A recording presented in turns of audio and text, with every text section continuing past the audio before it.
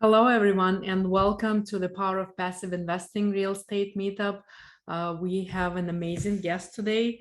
Let us first go through the usual administrative stuff. I'm going to share my screen. Just give me a minute.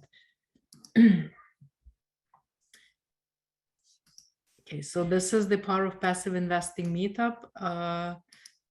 Okay, I think it's full. Yeah, it's full screen now.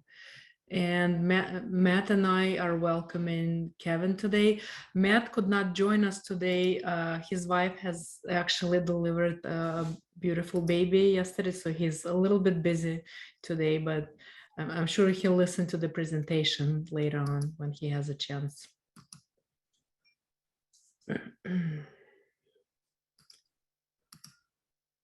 So our guest today is Kevin Nichols.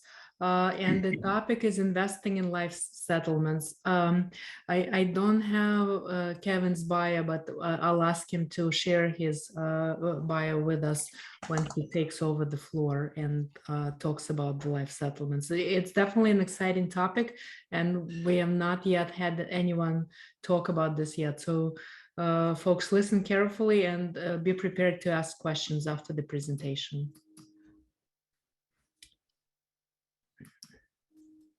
This is the usual disclaimer. The presentation is for educational purposes only. We're not selling anything. This is informational only. So for any investments or offerings, please consult with your attorney or your CPA. And as always, we ask everyone to stay muted until the presentation, and afterwards feel free to either post your questions in the Q&A box or unmute yourself and ask Kevin questions yourself. And if you have any questions or want to reach out to Matt or I, this is our contact information. Feel free to reach out at any time. So I'm gonna stop sharing, and Kevin, I want to give you the floor. We're excited to have you with us. I'm excited to hear about you personally and then about life settlements. Great. Thank you, Melina. I appreciate the opportunity to be on with you and to speak with you and some of your listeners and viewers. The topic is life settlements, and a life settlement is an investment in which we purchase our growth at a discount. That's the beautiful thing about it.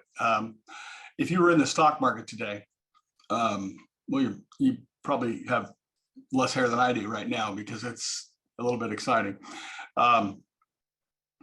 But if you were buying a stock and you knew when it reached its high point, then you'd know when to sell it. If you could buy your growth at a discount, you would certainly do as much of that as you possibly could. So what we do is we purchase life insurance policies from very old senior citizens who no longer want them, no longer need them, or no longer can afford them. We usually work through their attorneys. We don't go and seek these seniors out. They come to us. They raise their hand and say, hey, I've got this policy. I no longer need it. I can't afford it, but is there any value in it? And so what we'll do is we'll take a look at the policy and we will evaluate the company that underwrote the policy. We'll take a look at the contestability of the policy to make sure that A, it's past the contestability period, B, that they've made some of the premium payments themselves. And then we will evaluate their health conditions. We will get 2 medically underwritten life expectancy estimates. And from there, we will decide if it's a policy we're interested in buying or not. The average age of the people, the insureds, in the policies that we purchase is about 92 years old. So they're very old. Most of these policies are universal life policies. From time to time, we will purchase a whole life policy, although it's seldom, simply because the premium structure is just, it's designed to build cash value, and we don't really want to build cash value. So we will then make an offer on the policy. whatever that may be. We will reserve money for premium expenses for the next couple of years or for what we believe to be the life expectancy of the insured. And then when the insured passes, we collect the death benefit. And when I say we, it's the corporate we. This is a private equity fund. It's really just a pooled investment. And the way that we got into this business was really kind of by accident. Excuse me. But let's back up even further. This asset class has been around for over 100 years. It came about in 1911 when a gentleman needed surgery and he didn't have the money to pay for the surgery. And so he offered the doctor a life insurance policy that was paid up, and he offered that in exchange for the surgery. The doctor looked at it and decided, sounds like a reasonable deal. So he took the policy over and performed the surgery. A few years later, the gentleman passed and the physician went to collect the death benefit, and the insurance company balked and said, we don't have to pay you because you don't have an insurable interest. So of course he sued. So getting back to how this asset class came about, the physician accepted the policy in payment for services. Later on, when he passed, the physician went to collect from the insurance company. The insurance company said, no, we don't have to pay because there's no insurable interest in this.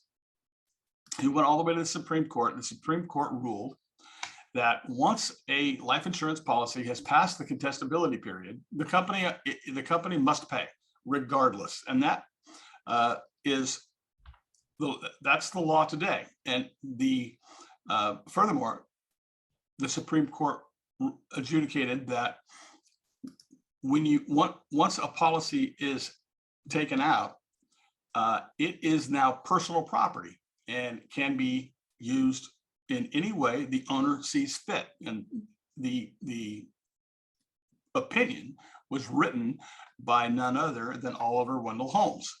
And so that's well over 100 years ago, and it is still the law of the land. It has been challenged several times, all the way to the Supreme Court, and it has always been upheld. So we've been in this business for about 13 years, and we've had over 1,900 policies that we have owned and currently own. Many hundred, probably over 500 that have matured at some point in time. We've never had a policy not pay, and we've never had a policy that paid less than what we anticipated. So the asset, a life settlement, we got into it. We purchased what were known as fractions, and fractions are where, say, 5 of us go together and we decide that we're going to buy a policy. We find one that's for sale and we decide to buy it. And so we all put in the same amount of money, say we can buy the policy for $200,000.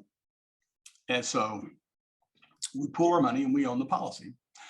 We make the premium payments, and then when the person passes, we collect the death benefit and we split it up amongst ourselves.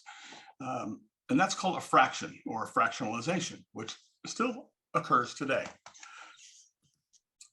My partner and I had both invested in many fractions as a part of our investment process. And we were actually literally out playing golf. The one time that he and I have actually played golf together, we were on the golf course, and I got a text from the company that we used to broker the fraction or to put the policy together, saying that I owed a premium payment on one of my fractions that was running long, and that happens. And at the same time, he got a text stating that he had a policy that had matured. And so, he had a win and I had not a loss, but I had to come out of pocket with some money. And I said, man, wouldn't it be great if we just take all of these that we have and combine them with maybe some family members that have some too, and we just kind of pool them together. That way, when one person wins, everybody wins. And when one person has to make a premium payment or has a negative cash flow, we all share in the burden. And so that was the beginning of what we did and the setting up of what we call the Penumbra Fund. So it took us about 18 months to find out if we could do this legally, to write the document for it, setting up the fund. And we came out with our first fund in 2010. At the time, we were financial advisors, financial planners, and had been for years, and enjoyed it very much. We offered it to many of our clients, and it became somewhat of a hurricane. After the first year of doing it, we no longer had the time to do any financial planning. It was now purely just dealing with financial advisors and their clients. 100% of the business that comes into the fund comes through financial advisors. We don't solicit directly to any clients. There's no general solicitation at all. However, I sell the fund. Alina had mentioned that she's not making a recommendation or anything. She can't sell you this. It's purely just an introduction, and she steps away. So, and that works out well because it keeps mistakes from happening. So essentially what happens is investors come in. We have a new fund every year. We are just wrapping up our 10th fund. We have about 3 spots left in our 10th fund, and then it will be closed. And then we will open up Fund 11, probably by the end of June. Our 11th fund will come to pass. The funds typically last about a year. They can handle 99 investors. We can raise up to $25 million, although we've never hit that mark. That's just a spot on the dartboard. It's designed for accredited investors. If you're not an accredited investor, but you're a sophisticated investor or a knowledgeable investor, we will consider accepting you as well, but it's designed for accredited investors. And the reason being is this is not a liquid investment. We pool money, and we will then deploy that money, that capital, into the market buying policies with an average age, again, between 90 and 94 years old. I say average age, not of the policy, of the insured. So say, for example, we raised $10 million. This is just typical. We raise $10 million and we deploy that capital into the marketplace, and we look for policies. And we'll be looking for death benefit somewhere in the range of, say, $40 to $45 million. So about a 4 to 4.5 to 1 equity multiplier. Now, when I say we raise $10 million and we deploy it, $4 million of those dollars is going to be held in reserve by we have a custodian. We don't ever touch the client's money. So we pay Bank of Utah to be the custodian, and they handle all of the money. So if we raise $10 million, we're going to hold back $4 million at Bank of Utah. They are going to keep that in a premium reserve account. And then we will deploy $6 million into the market to purchase death benefit for the fund.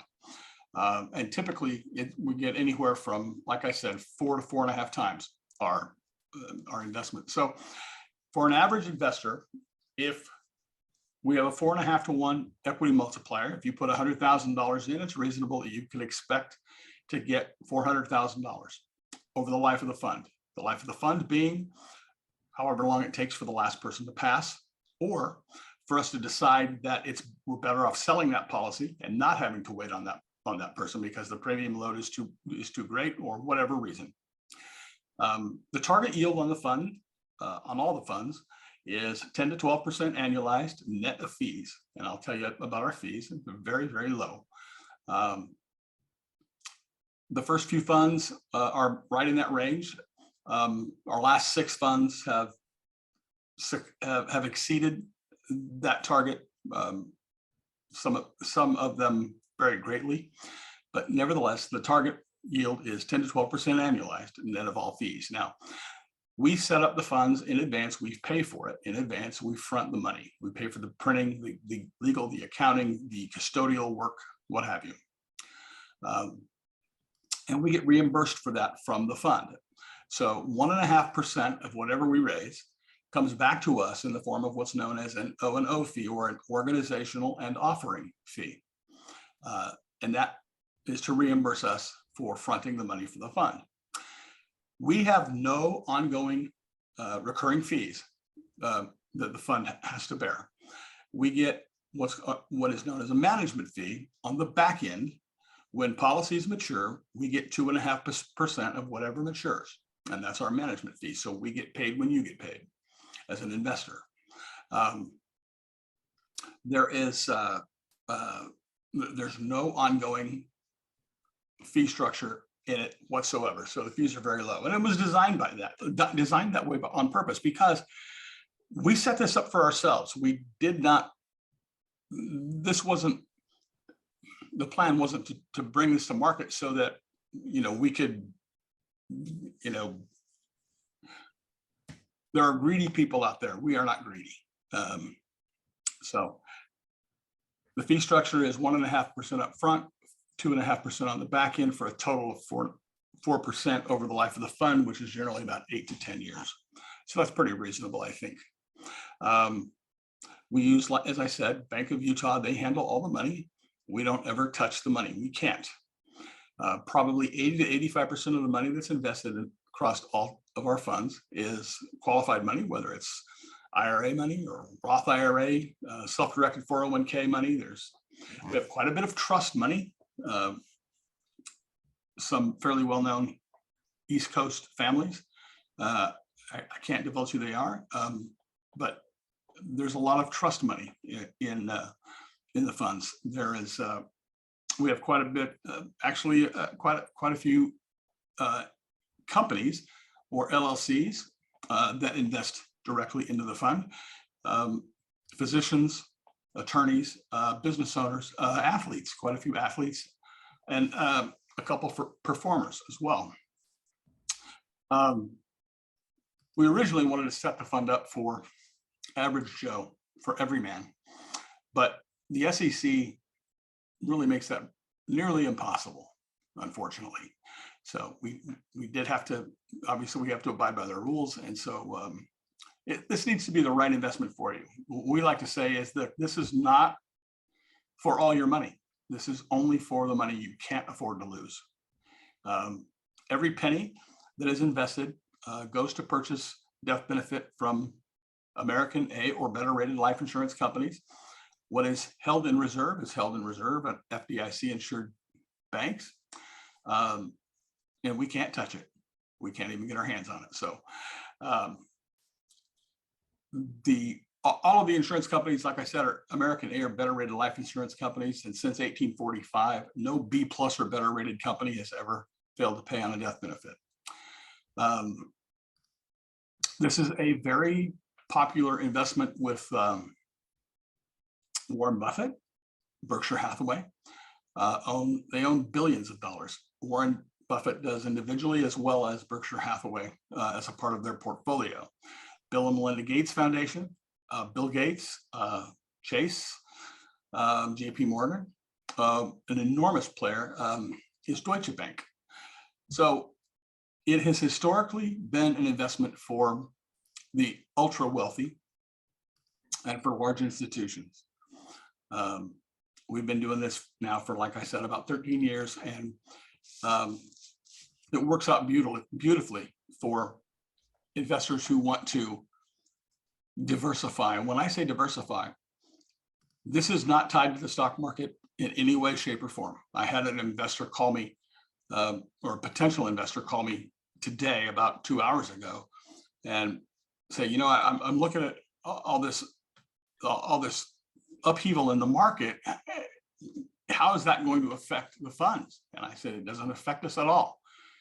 You're talking about financial institutions in American life insurance companies who have withstood the Great Depression. They withstood 2008. They've withstood every financial hardship this country's ever endured. Even then, there is insurance in place, or the guarantee of the federal government, as these are legal reserve insurance companies. And if you have a question on what that is, we can talk about that a little more.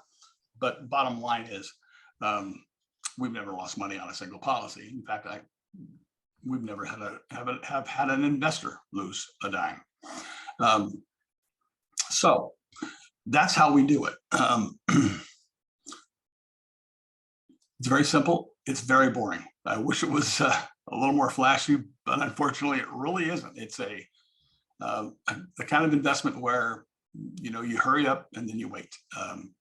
Not much happens in the interim. So there it is. Kevin, yeah, go ahead. This is great. Thank you so much. Amazing presentation. So I have a few questions, and folks, again, feel free to either unmute yourself or post your questions in the chat and I'll ask on your behalf. You mentioned that at the beginning, your partner and I had a situation where he was getting money back and you had to pay something. So what was that paying back something? Was that, if it's not a loss, but what was it essentially? Right. Well, essentially, it's like, say, for example, we purchase a policy and we anticipate, say we reserve, and this really only happens with fractionalized policies like we used to do. It doesn't happen anymore because we manage it completely differently. But if we bought a policy and say 5 of us went in together, we each put in $50,000 and we paid $250,000 for a policy, say it was $1 million. The premiums on that policy have to be paid. Just like if you bought real estate, you're going to have to pay the taxes no matter what. So if you've got money in a reserve account to pay the premiums, fine. If not, the investors have to come up with the money to pay. So on that particular day, I got what's called a premium call. Hey, and it was for $1,500, not a problem. So I made the premium call. And on that same day, my partner got a notice that one of his policies had matured. And he was getting, I think at the time, the best we could get for our money was about, I mentioned an equity multiplier of 4 to 4.5 to 1. The best we used to be able to get when we bought these policies was about 1.7 to 1. Because we don't fractionalize, and again, this gets into way more minutia than we need to get into, but because we do it the way we do it, we're able to pass on a much greater yield to the investor. But on that particular day, he had a victory and I had a loss, and the loss being making a premium call or a premium payment, and that's just a part of doing business. The way we do it now, when I said earlier that if we raised $10 million and we deployed it, we'd only deploy about 6 because we'd hold back about $4 million. We hold back 35 to 40% of whatever we raise for premiums to cover the first 2 to 2.5 years. Additionally, any policies that mature inside the first 4 years, that money is used to replenish the premium reserve account so that we never have to worry about having money in place to make the premium payments. And that's why I say, if you know you're going to need the money inside of 10 years, don't invest it here. There will be maturities and there will be income into the fund, but it will be held by the fund at Bank of Utah. And again, they're custodian of the money.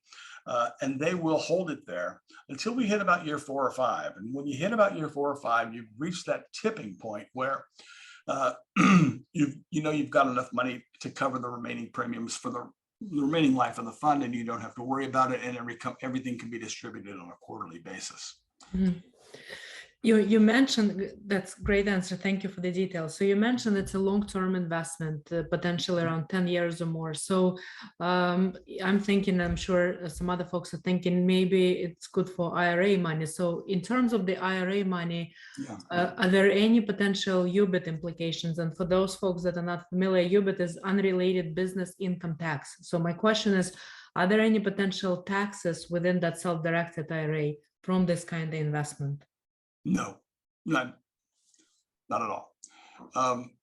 It is a perfect investment for an IRA or for a qualified plan. We have a lot of physicians who have self-directed 401ks that dump a lot of money into it. Many of them ladder it. They'll put a lot of money in 1 year and then the next, and then the next. They'll do it for 5 or 6 years and then just wait. It's a great vehicle for Roth because you put in a certain amount of money today and you know that your growth is guaranteed. For a Roth conversion, it's really a no-brainer. So what was the other part of that question? When you say for a Roth conversion, so if someone already has a Roth, or are you saying you can do a Roth conversion within the fund? Yes and yes, both. Oh, Absolutely. we can help you with a Roth conversion, and there is a slight benefit to that because this is an illiquid investment. You're able to take advantage of that and create what's known as an impairment. And we can help any clients who are interested in that. We can walk you through it, and it will save you a few $1,000s, even on a $100,000 conversion. It'll save you probably 3,000 or 4,000 of conversion tax. You indicated that it's going to be 10 years or longer. Generally, it's not 10 years or longer, simply because the average age of the insureds in our funds is say 92 years old. Mhm. I mean, how long does a perfectly healthy 92-year-old live? Yeah, probably not 8 years. Most people are not going to live to 100, although they can, of course. And by the way, if a policy gets to the point where it's no longer profitable, we unload it. We'll sell it. We may sell it to another fund of ours because it's in a different posture, because it's each fund is different. Each fund has to stand on its own. So, or we'll sell it on what is called the tertiary market. But typically the fund, we're expecting a fund to last about 8 years. I see. And so within 8 years, the 4X scenario you mentioned, is it the middle of the road? Is it absolute best? And if that's the case, talk about the absolute worst case scenario. Can you lose your capital? If not lose your capital, will you make 1.5, or like, give us some estimates, please? Well, of course, I can never say never, right? What would be that case, the never case, when you may potentially lose capital? We'd have to have complete and total economic collapse, worse than the Great Depression, where all the insurance companies go out of business. That's not going to happen. We know the beautiful thing about this is, if we buy a policy, say we buy a policy with a $5 million death benefit, and we pay $1 million for it, we're not guaranteed to get the $1 million back from the insurance company. We're guaranteed to get the 5 million. So that's the beautiful thing about this. Now, what we don't know is when. And so that's where having a reasonable life expectancy estimate in place is what makes this work. Now, we get 2 individually underwritten life expectancy estimates from companies who do this, and that's all they do. And we average them. But in addition to that, because we're dealing with people that are so old, we subscribe to the CDC's actuarial department, their actuarial tables, and we also subscribe to what are called the VBT tables. And the VBT tables are called, it's an acronym for Valuation Basic Tables, where the CDC has an actuarial department that takes into its database all people in the country. If you ask them, United States citizens living in the South, women aged 85 to 92, what's the life, they can tell you. Where the VBT tables only uses in its database those people who have insurance. So it's going to be more conservative as the database is healthier, right? Because they're insurable. So that is the most conservative. And so we'll take those 2 actuarial databases, their numbers into consideration when we evaluate a policy and determine whether or not we're going to buy it at all, or how much we're going to offer for the policy. But we do get 2 independently underwritten life expectancy estimates as well. If we were buying policies that were in the 82 to 85-year-old range, we would put more emphasis on the medically underwritten life expectancy estimates than we do. We do it this way because we've been burned before on doing it the other way, buying policies on people that were too young and that had what we thought were critical illnesses. And when I say we, the doctors thought were critical illnesses as well. And you buy a policy where 2 medically underwritten life expectancy estimates say this person's going to be dead, 80% chance they're going to be dead in 3 to 4 years. Well, not that you certainly don't want to be morbid about it, but if they're not dead in 5 to 6 years, this thing goes sideways. So by purchasing policies on people who are much older, we take that variable really out of the question, because again, how long does a perfectly healthy 92-year-old live? Probably not 6 years, more than likely.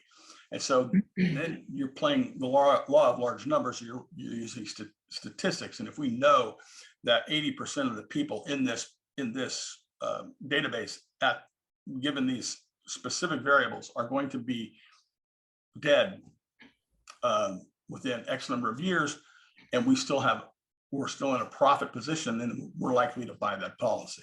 So it's just numbers. It's just statistics. We don't ever meet the individual insured at all. I don't think that would be ethical if we ever could, or we offer that we always have the beneficiaries sign off and waive their rights in the policy. We have the insurance company has to sign off stating that the policy's not lapsed, it's not in grace, that there are no liens against the policy. We want them to get a waiver from the beneficiary and the change of ownership. So they have to handle all of that. We use an escrow when we buy a policy. That's actually a legal requirement. It's called a life settlement provider, and it's required in every state in the country. They also include they have to legally represent the seller of the policy, which very frequently is a senior citizen. So they have to represent the senior citizen or their heirs. So we've never been sued for twisting grandma's arm or anything like that, because we simply don't get involved. Everything is above board. I see. So when you buy these policies, you don't buy them directly from the owners. You buy them from someplace else. Sometimes we buy them from the owners directly, or the beneficiaries. Mm-hmm. So who can sell a policy, a beneficiary or an owner? It's a very good question. So we will buy them from owners or beneficiaries. Probably half the policies we buy are from either the owners or beneficiaries. That's called a secondary market policy. In other words, the owner has the policy, they want to sell it, they want to change beneficiaries, and we're interested in buying it. That's a secondary market policy. We also buy probably half of what we buy from other life settlement funds, other institutions who have purchased the policy, and it no longer fits inside their buy box. In other words, it no longer is, not that it's not profitable, but perhaps the amount of capital that it's going to demand is going to be too great. So it no longer fits in their portfolio. And so they'll put it up for sale. And quite frankly, sometimes we buy policies knowing that we're not going to keep it and we're just going to flip it. And sometimes those can be absolute home runs. There is in this business certain times of the year where there exists what we call stupid money, where people are bidding up policies. The price goes up, the yield goes down, sometimes for no reason. And so if that happens, then what we will do is we will maybe reach back and grab a policy that we have held on for 2 to 3 years that is probably younger than we like to hold on. We like policies with the insureds in that early 90-year-old range. But if we have a policy that we got a great deal on, where the insured is 82, we may put that into the marketplace and see who bites, see who salutes. And more often than not, those are home runs for the fund. They can be just huge hits for the owners of the fund. Great, thank you, Kevin. So a question came from Frederick. Why are individuals giving away these policies? Well, here's a perfect example, okay? Say you're 85 years old and you've got an estate. Perhaps it's comprised of a lot of land, ranches, perhaps stock ownership, business ownership. Say you've got a fairly large estate and you're headed toward the end of your life and you want to settle things, you want to get things in place. So you meet with an estate planning attorney, and they tell you, okay, here's what we're going to do. We're going to set up some trusts. We're going to set up some charitable remainder trusts and some other ways to liquidate your estate so that you don't have an estate when you die. And so you say, great. And so you start this process, and this process typically takes a couple of years to put together. And he'll tell you then, okay, in the interim, what we want to do is if you pass, you're going to have to pay some, not necessarily a state tax, because right now the state taxes are, it changes every time there's a new president. It goes, it comes, who knows? But the point is, they need to mitigate the risk of if they die before they get rid of the estate. So they'll take out an insurance policy, and it's typically, this is 80% of the time, this is exactly how it works. They'll take out a term policy, the cheapest form of insurance, okay? And sometimes they'll even finance that, the premiums. However, we require that they make at least a portion of the premium payments themselves. And there's a good reason for that. I'm not going to go into why, but the bottom line is it absolutely makes it ironclad that the policy cannot be contested if it exceeds the 2-year contestability period. There's no way they can contest it, the insurance company. So they buy the policy, they make the premium payments, and say the premium payments on this policy are $150,000 a year. That's a lot of money to spend to mitigate the risk. But here's the thing, they keep that policy for, say, 3 years. Then they no longer need the policy. Well, they really didn't need it in the first place, but they needed it served a purpose to mitigate the risk. So now they can now take that policy, which is a term policy. We don't want term policies. But what they can do is this term policy has a convertibility rider where they can convert that policy from term insurance to universal life insurance. So now the policy is not going to term out in 3, 4, 5 years. It's going to be guaranteed renewable to age 105, 110, sometimes 120. The premiums, of course, go up, but that's okay. We can model that, and that's something it's a known, not a variable. So, so they'll do that. They'll convert the policy and they'll put it out to bid, and they'll look and see who wants to buy it. They don't need it. They don't want it. They certainly can't afford it. Who wants it? So here's an interesting fact. The largest player right now, and for the last probably 3 years in this business, is, first of all, the average life insurance policy lapses. 90% of life insurance lapses. It lapses within 7 years. Okay, so you, as an insurance company, you're going to receive premium payments for 7 years, and then the insurance is going to walk away, and you owe them nothing. It's a pretty good gig. But that's, for the last 3 years, the largest player in this industry of life settlements, which is buying exactly what I've talked about, insurance policies from people who no longer want them, need them, or can afford them. The biggest player is AIG. Now, you really have to ask yourself a question. They're an insurance company. Yes, they are. How can they do that? Well, they can. They just set up a subsidiary that does it. But AIG is the largest player in the business. Why would they put their own money into this? I think it's pretty obvious. These are the strongest financial institutions in the world. In fact, when AIG went sideways in 2008, and the federal government, quote unquote, bailed them out, and there's a very good reason they bailed them out. I'm not going to say why, because I don't want to be sued, but nevertheless, there is a very good reason why they were bailed out. Federal government looked for collateral for the loan. I believe it was about $80 billion loan that they made.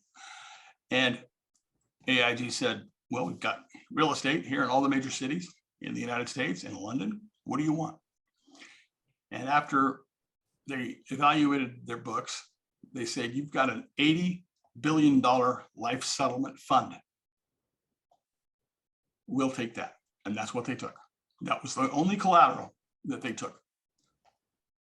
So these are as stable as you can possibly find. Excellent. Excellent. Folks, does anyone else have a question? I mean, I can continue longer, but I want to give others a chance to ask a question. Feel free to ask or just post it and I'll ask on your behalf. There's a lot of good information. I'm sorry, was there a question? I don't see any questions. Okay. Go ahead, Kevin. Yeah. We have a website, and technology is not our strong suit. Web presence is not our strong suit. But if you'd like, we have a website at www.thpenumbraplan.com, and it'll ask for your name and who referred you. Just put down Alina, and it'll ask for a password, and the password is Penumbra, all lowercase, Penumbra. That's the password. And then you can watch a 12-minute video, and it slowly goes through the process. It makes it very simple, and you can watch it as many times as you want. From there, I can send you information about it. I can send you other interviews. I mean, there's about a dozen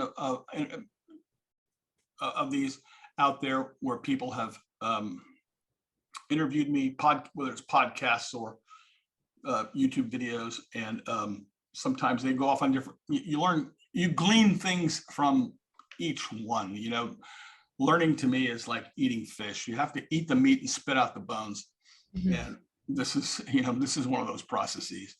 But Sure. And they're welcome to call me. You know, at our phone number here is 817-479-9770.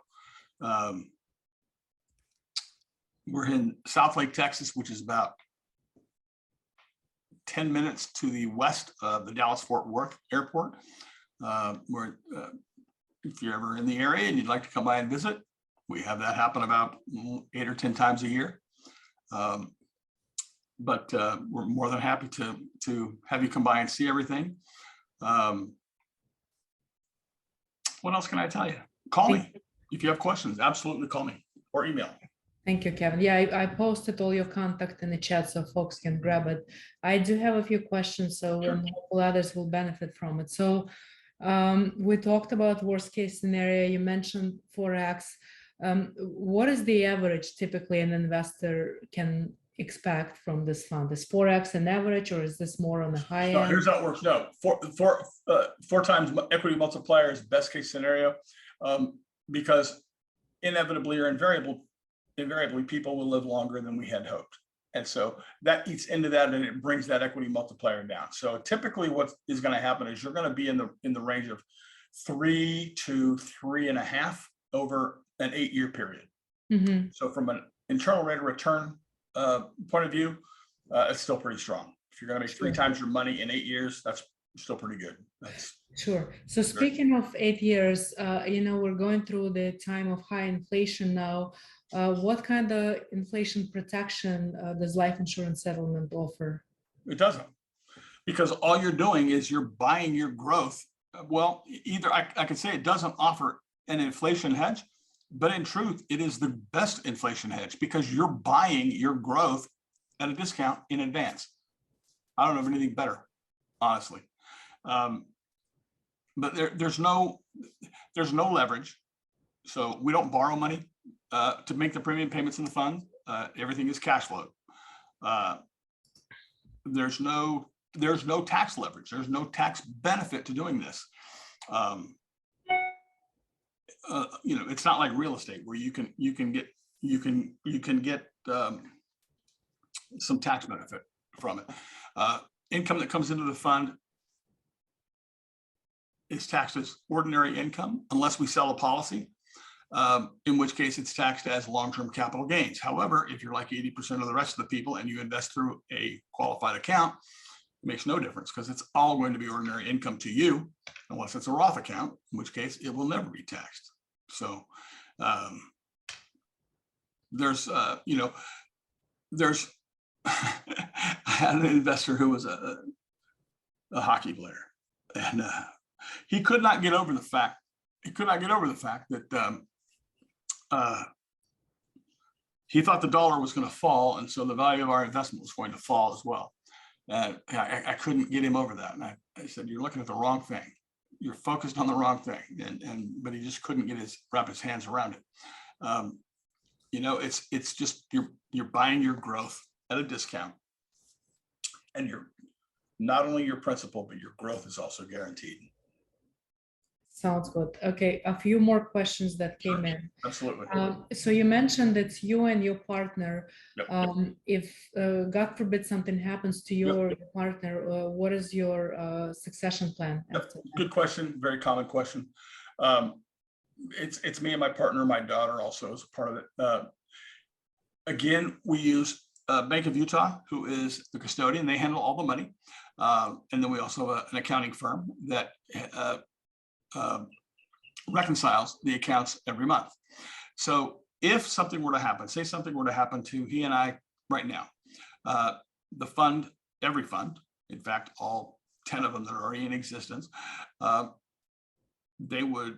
of Utah would continue to receive the money from the death benefits, and then they would coordinate with a CPA firm who would then decide, do we have enough money to make premium payments for the next 2.5 years or 2 to 2.5 years? If so, then we distribute the excess. If not, then we hold it in reserve. That's all there is to it. We would not be able to buy any more policies or raise any additional money. So it really, we are as inconsequential to this as we could possibly be. Once we buy our policies, that's really it. Yep. Excellent. Thank you. I think you kind of indirectly answered this, but let me ask, since it's in the chat, who keeps track of maturity of the insurance policies? We actually hire, we contract with a company. They used to be known, it's called LexServe, and they are a subsidiary of, can't think what company, they were just bought. It used to be 21st Services, and they were absorbed into a huge financial company. I can't think of it. It'll come to me in a second. So it's a third party and the independent provider. Yeah, they do. And they do that in several different ways. They do several things for us. We pay them when we onboard a policy. We onboard it with them as well. They then do what's called premium optimization, where they will tell us the absolute minimum amount of money that we can pay on the policy to keep the policy in force and to keep it from lapsing. We don't want it to lapse. We don't even want it to go into grace.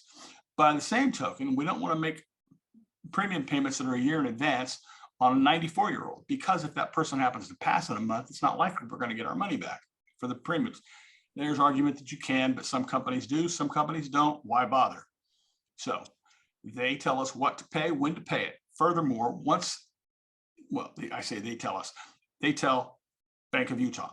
So then Bank of Utah makes the premium payments on the policies. 2 weeks later, they then follow up with the insurance company to make sure that that amount of money went to that policy and it was credited properly. And you might think that's just kind of a given, but believe it or not,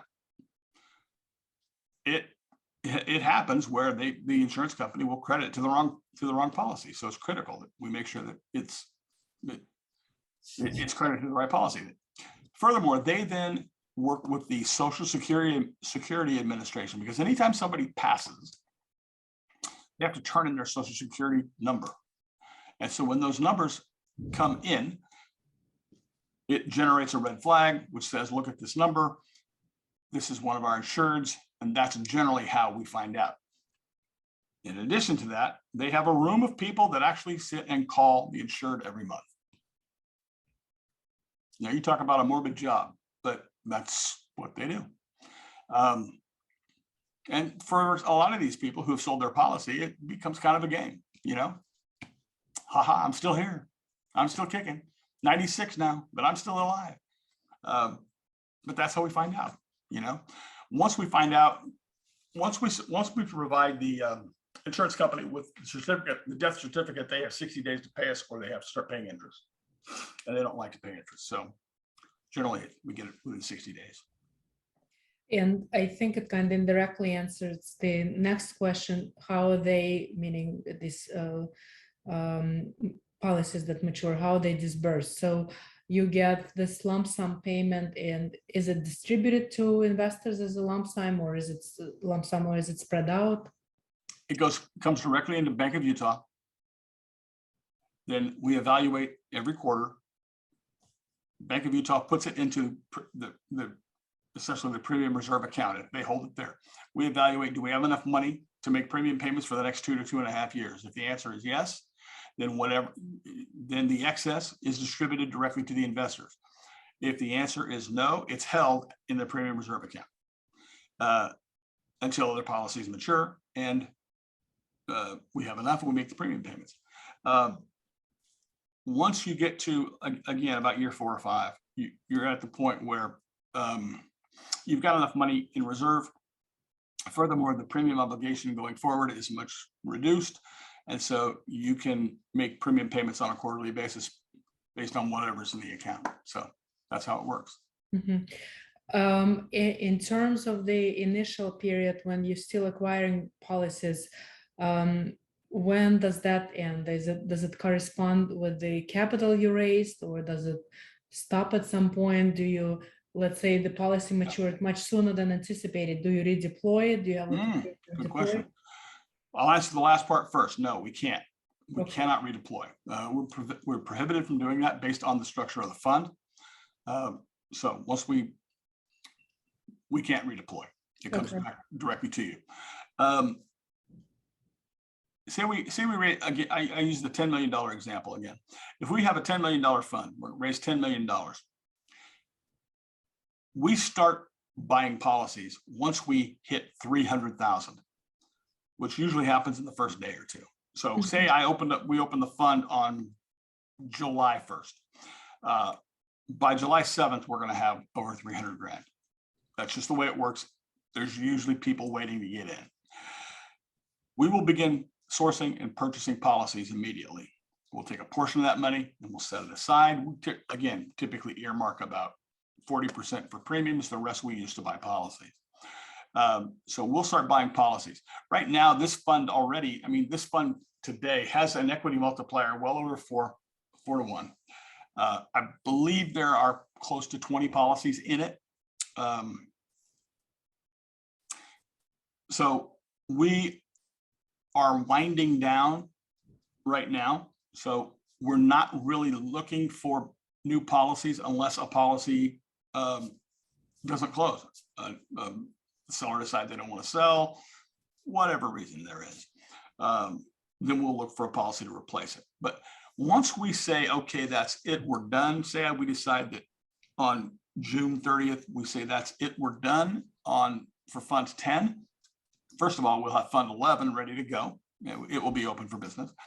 But we can no longer take any new money for Fund 10, nor can we take any additional money from existing investors. They can't increase their amount. That's all we've raised, and that's it. So then it's just a matter of getting the right policy mix into the fund and making and closing. So we own the policies. And then once that happens, we send out a letter and an email and a certificate to every investor, letting them know what their percentage of the fund is, their pro rata percent of the fund is, what their percent of the death benefit is, et cetera, et cetera. Excellent. Yeah, no, thank you. This is good. Kevin, this has been excellent. Thank you so much for sharing the knowledge and your expertise. Folks, I posted Kevin's information in the chat, his website, phone number, code for the website. Please feel free to reach out, ask your questions. But I think this has been great. This is definitely a deviation from real estate, but it's a great deviation into another alternative asset class that provides that diversification, which is completely independent of the stock market, as we know. So great presentation again. Thank you, Kevin, for this great presentation. Appreciate it. My pleasure. Thank you, Elena. Take Have a care. great evening. Good night, everyone. Bye-bye. Good night.